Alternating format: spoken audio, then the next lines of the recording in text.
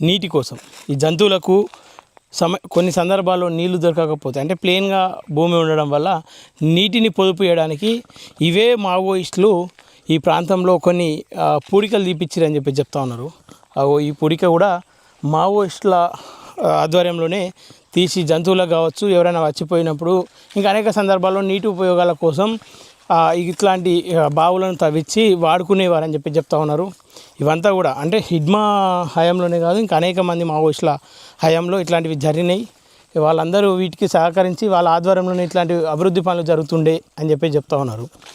ఇంకొన్ని సందర్భాల్లో అంటే ఈ ప్రాంతానికి బయట నుండి ఎవరు రావాలన్నా కూడా ఖచ్చితంగా ఈ స్థానికంగా ఉన్న వాళ్ళ అనుమతితోనో లేదంటే వాళ్ళ సహకారంతో తప్ప ఒంటరిగా వస్తే మాత్రం ఇక్కడ ఇబ్బంది పడే అవకాశాలు ఉంటాయని చెప్పి చెప్తా ఉన్నారు.